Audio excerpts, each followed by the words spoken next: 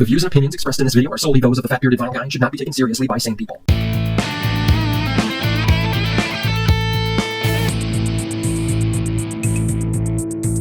Hello again, music fans. I am Matt, the Fat Bearded Vinyl Guy, and I am once again in the vinyl lair with another World's Worst record review. Today, it is one of my favorite records from Aerosmith, 1979's Night in the Ruts.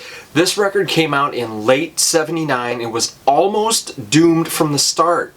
Recording began in the spring with a planned June release, but rampant drug use gave Steven Tyler a case of writer's block. Tensions in the band escalated due to financial as well as chemical problems. The financial issues were so bad that the band had to go on a tour in the middle of recording. And even then, things didn't improve much. So in July, guitarist Joe Perry left the band, just saying, enough. The band was sloppy, there was infighting, and I can understand where he would just say, to hell with it. It's safe to say that the title of the record, Night in the Ruts, is appropriate as well as a self-fulfilling prophecy. But in effect, it is a spoonerism for right in the nuts. And I'll let you Google what exactly a spoonerism is. I talk about music. I don't talk about English language history. That said, let's get to the track by track. No Surprise is a nice driving rocker to start the record, telling the story of the early days of the band. 1971 heard the starter's gun. Also, name-dropping Clive Davis, who is an absolute legend in the music industry. You know, my friend Jack Nicholson, he told me never to name-drop. My favorite part of the song is in the bridge with the line, "Midnight lady, situation fetal, vaccinate your ass with a phonograph needle."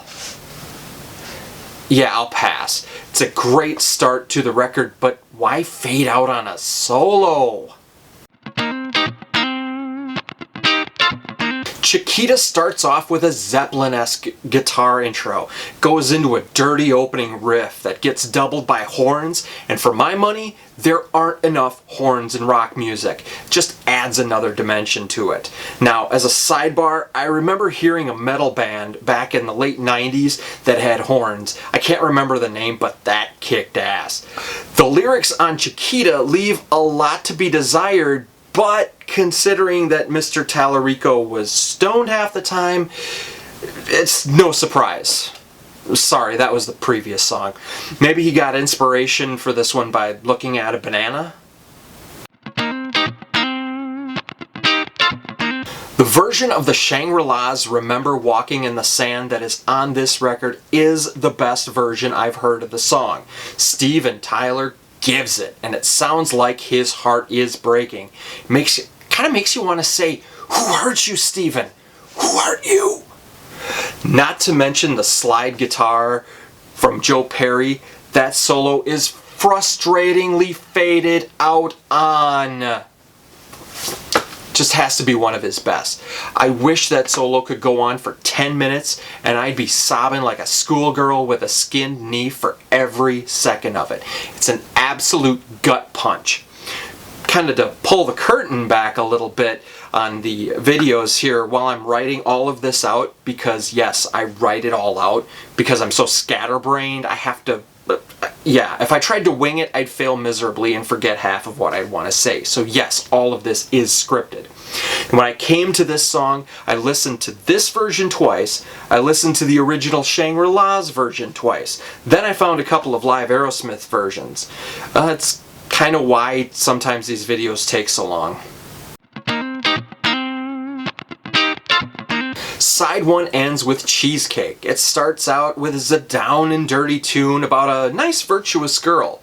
She don't believe in the right time, the wrong place, she's looser than her sister. Her sugar gets me high, she knows I can't resist her, I got my fingers in her pie. Yeah, a real girl you can take home to mom. There's some nice tempo changes from the slow down and dirty verses to the faster choruses to the spacious guitar solo that really breathes. It's a decent end to side 1. After the departure of Joe Perry, he left some unfinished business in the guitar part department. And Jimmy Crespo, who became an actual credited member of Aerosmith on the next record, filled in some lead guitar parts in 3 Mile Smile. The music parts are solid, it's really nice and tight, but those lyrics, what in God's name is going on? There is no rhyme or reason to any of these lyrics with any coherent thought throughout the entire song. I tell you, cocaine is a hell of a drug. Reefer Head Woman is a Jazz Gillum cover and easily my favorite track on this record. If you watched my Led Zeppelin episode, you know that I love me a dirty blues tune, and this fits the bill and then some. If you listen to this song with headphones on, you can hear the band in the back yelling out encouragements, and that's how you know that the band is feeling it. You don't get that by using Pro Tools. An earlier version of Aerosmith doing this song is on the recent release, The Road Starts Here. That was a Record Store Day Black Friday release last year, but it's getting the streaming treatment later this year. This version is much better, although it is nice to see the band's progression. Steven Tyler does a solid harmonica solo, but the highlight is Mr. Perry's guitar solo. I do not have the vocabulary to describe how much I love this song. It is filthy blues and I love it. The elusive Coney Island Whitefish. This is a song that just feels like Aerosmith with that driving 2 to 3 note riff under the verses. Combination of Perry's guitar and Steven Tyler's vocals hits just right. It is a solid Aerosmith deep cut. It's another cover song, the third on this record. This one is from the Yardbirds. Think About It was a song that Aerosmith had played live a few times. It's sped up from the original, and it's more 70s Aerosmith and less British Invasion. It's a solid homage to the Yardbirds on this one, but I just can't help but think that this album may have suffered a bit from the internal turmoil that they needed 3 whole cover songs. The haunting Steven Tyler ballad Mia finishes off the record, a lullaby to his daughter. It's not bad, but there's a very ominous ending, with the piano sounded like bells tolling. And since the band's future was in doubt at the time of the release, that was clearly on purpose. Now, I've previously been critical of putting a ballad at the end of the record, but there has been a precedent for this on previous Aerosmith albums. You See Me Crying closed out Toys in the Attic, and Home Tonight closed out Rocks. Yes, I have double standards, but at least I recognize it. This record was the end of an era for Aerosmith and their legendary success of the 70s. After this record, the band languished, really, until 1986, even after Joe Perry and Brad Whitford came back, with the Run DMC collaboration of Walk This Way. But sometimes the stress and anguish and push and pull in the studio allows magic to happen, and that is how I view Night in the Ruts. I like to think that comfortable art can't be great.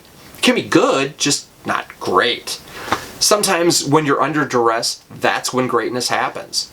Just like the movie Jaws, where the oft malfunctioning animatronic shark wasn't shown that much, it made the movie better. Yes, a lot of these lyrics are less than ideal, but I think the rest of the record, the music, makes up for it. It's a very underrated Aerosmith record, in my opinion. That is all for now. FatBeardedVinylGuy.com is the website that desperately needs to be updated. There are links to Facebook and the YouTube channel, so subscribe, like, and share. Tell someone about it. If you have any thoughts on Night in the Ruts, drop a comment below and I will personally respond to all of them, because let's face it, it's just me doing this thing.